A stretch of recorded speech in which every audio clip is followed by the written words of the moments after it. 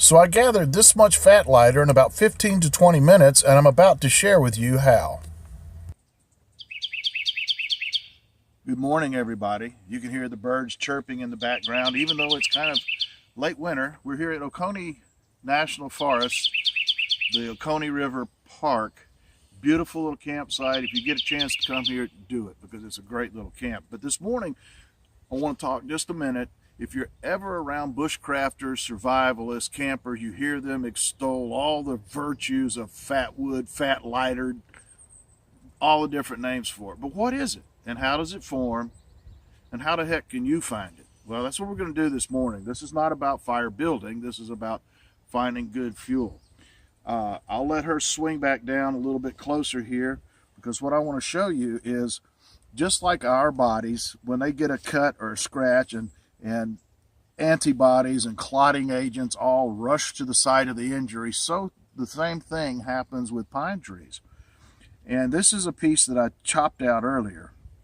There was a branch coming out of here that the tree had been injured and probably dying, quite honestly.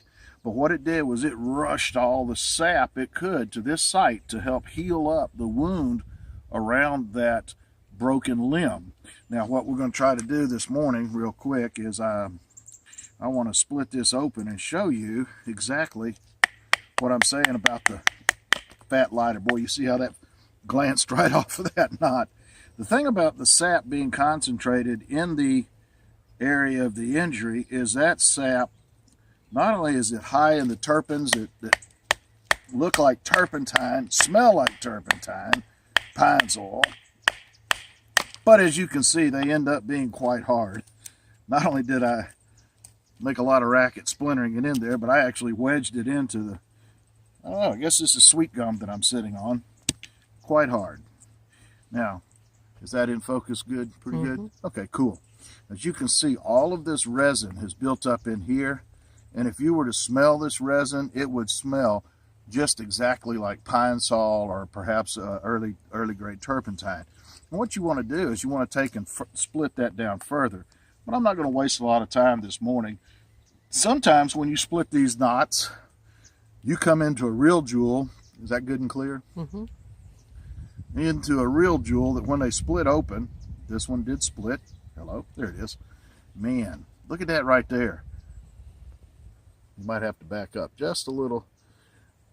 That right there is almost pure resin. And it will burn like you will not believe.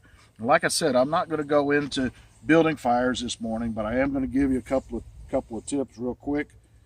Get inside my shirt here, because earlier I splintered up some of this fat lighter, and I did take and make the classic feather sticks everybody's so proud of. Somehow or another, we equate our bushcrafting skills to how pretty a feather stick we can make. But I'm going to tell you, when it's cold and rainy and wet, that's a very difficult thing to do. The fine motor skills are hard to control. You want to set it on something so that you can brace your hands. And then everybody always does scrapings. Well, I'm going to tell you, this is the best way to do your scrapings. If you're going to scrape off stuff to make tinders, get something that can contain them when you do your scrapings first. You're going to want to do the scrapings first. Put them in a handkerchief, which I recommend everybody carry, and then tuck them somewhere inside your body, so that two things happen. One, you begin to dry them out a little bit more, although the resin in this is not going to change a whole lot. But the second equally important thing is you begin to raise the temperature. Remember, if you're using a ferro rod, you have to get this stuff hot enough to self-ignite. By putting them in a rag and tucking them in your body somewhere, you're doing that. Do your scrapings, then do all your splintering, get you some small wood, and then do your feather sticks. And like I said, we're really not going to get into fire building today, but just to give you an idea, the wind's going to cooperate with me maybe. And a dead lighter. Oh no. The sure way to have something go wrong is to start a video. Look at that. Okay, anyway, like I said, I'm not into the fire building this morning. I want to talk about what fat lighter is and how to find it. So with that, we're going to stop for just a second and walk off in the woods. Okay, I told you we'd go see where the heck you could find it. There's several places you can gather fat lighter. I'm going to show you just one, and I'm going to show you this one because this is probably one of the easier ways of finding it. What you want to look for is a large dead pine tree. Now I believe this one was probably felled because it was blighted with insects and dying. So that means that some of the sap, just like I said earlier, has run out to the branches to try to rejuvenate it. What I've done is I've hacked away a lot of the wood here, and it's mostly punk wood. This is easy to chip out and break out. That's why I like this resource as opposed to big stumps, because I can easily break this down to get to where I want to be. Where I want to be is I want to find a tree limb or a knot where a tree limb is. Now I've already harvested a chunk of fat lighter out of here earlier, and you see how easy that breaks out? That's not the fat lighter. What you're going to look for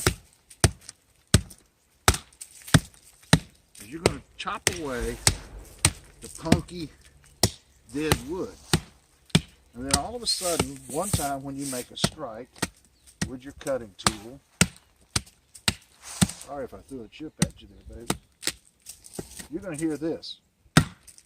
Oh, that's the sound I want right there, because that sound, hear that?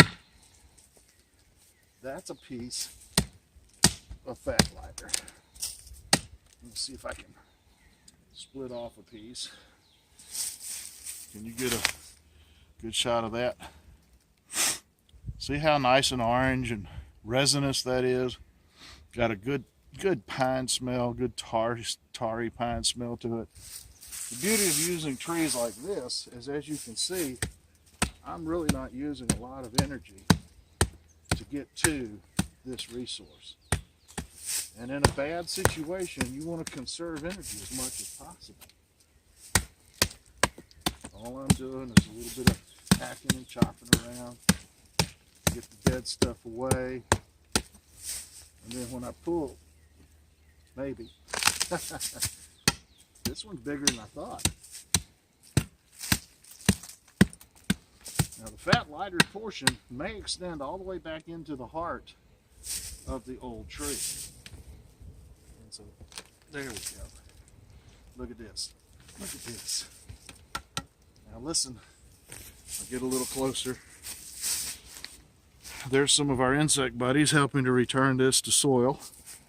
And what we're going to do is I'm going to just kind of clean it off a little bit and let you see. They're doing a good job. Man, look at that. They've just about turned that back into total punk wood.